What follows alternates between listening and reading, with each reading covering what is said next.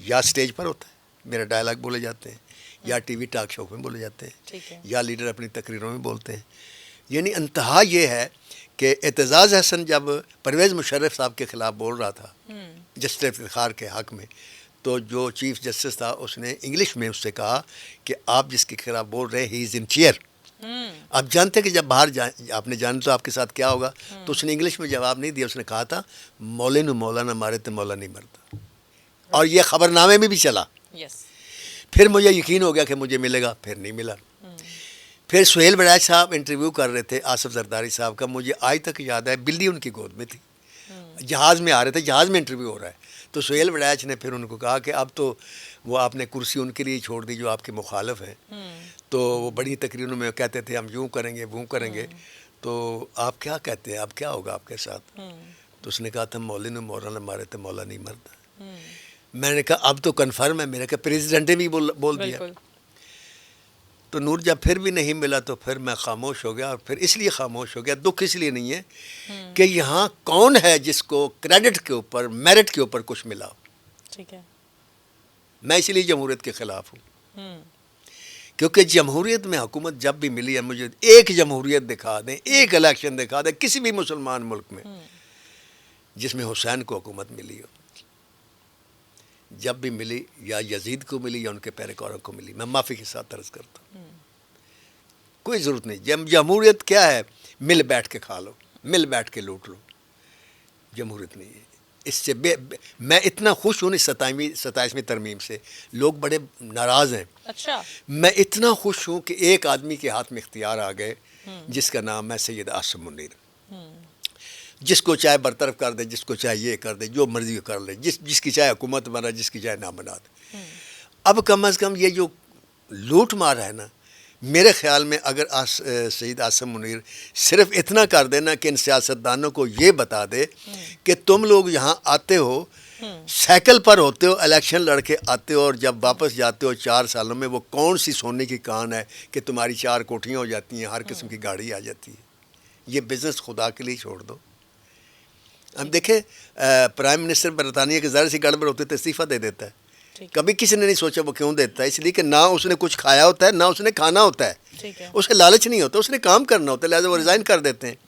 ایتھے کوئی کا ریزائن کر کے دسے نا من پرائم منسٹر یا کوئی عام منسٹر، یا ریلوے دے ایکسیڈنٹ ہو جان، مار جان بندے، کوئی نہیں ہے ریزائن دیتا. لہٰذا یہ بس اللہ ہی مالک ہے، اس لیے مجھے کوئی دکھ نہیں ہے. ٹھیک ہے ناصر ادیب صاحب، فائنل اب وائنڈ اپ کی طرف بڑھتے ہیں. کافی ٹائم لے لیا آپ کا، اتنی ایکٹریسز کے ساتھ کام کیا، کیا کہتے ہیں پنجابی کلچر کے مطابق وہ چلتی پھرتی جٹی جو آپ کو لگتا ہو کہ ہاں یہ بالکل اس ورڈ کے اوپر سیٹ بیٹھتی ہیں ان کی پرسنالٹی، کون سی وہ ایکٹریس ہے اس وقت بھی بتا دیں اور ماضی کے دور سے بھی بتا دیں؟ ماضی کے دور میں سب سے پہلے آسیہ تھی جو لگتی تھی جٹی، اور اس نے ثابت بھی کیا. آپ مولا جٹ دیکھ لیں. اس کے بعد اس کی جو جگہ لی وہ انجمن نے لی، وہ لگتی تھی. شامہ بہت اچھی آرٹسٹ ہے، بے پناہ اور ورسٹائل بھی ہے، لیکن جٹی نہیں ہے. اچھا، آرٹسٹ ہے بہت اچھی. ٹھیک ہے. تو جٹی کے ایک الگ ایک سسٹم ہوتا ہے. جٹی کا ایک آپ ذرا اس کی ڈیفینیشن بھی الیبوریٹ کر دیں. جٹی وہ ہوتی ہے جو آپ سلطان رائی کو گت لگا دیں تو جٹی بن جائے گی. مطلب وہی اکھڑ پن ہونا چاہیے، وہی اسٹائل ہونا چاہیے، پھر وہ جٹی ہے. یہ جو ہے نا مثلا سیما کو آپ جتنا مرضی کر دیں تو اس کے اندر ایک معصوم سی عورت ہے، وہ ہر وقت اس کے ساتھ رہتی ہے. تو جو جٹی ہوتی ہے وہ معصوم نہیں ہوتی ہے. جٹی دا ایک پرزا ٹھلا ہوندا ہے، وہ آنکھیں سور دا وال بھی ہوندا ہے تے ہاں جی کھڑاک بھی کرنا جانتی ہے. صحیح ہے. ہاں.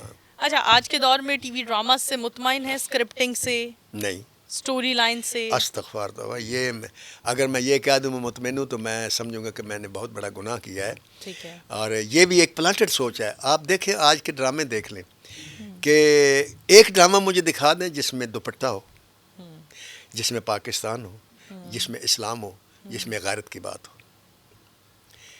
آج کے ڈرامے کیا ہیں کہ شادی ہوگی تو اس کی سالی کو کہتا ہے کہ اگر آپ چاہتی ہیں کہ تمہاری بہن کو طلاق نہ دو تو میرے ساتھ تعلق کر لو، اور وہ تعلق کر لیتی ہے.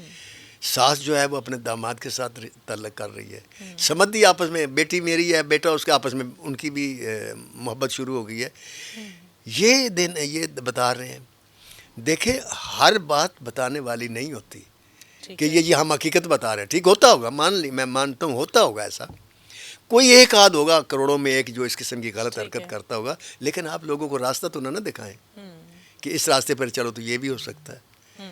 تو یہ جو ڈرامے ان کو آپ دیکھ لیں، جتنے مرضی وہ ڈرامے دیکھ لیں، آپ کو یہ لگے کہ ایک ہی ڈرامے کو توڑ موڑ کے ادھر ادھر کیا چلا جا رہا ہے.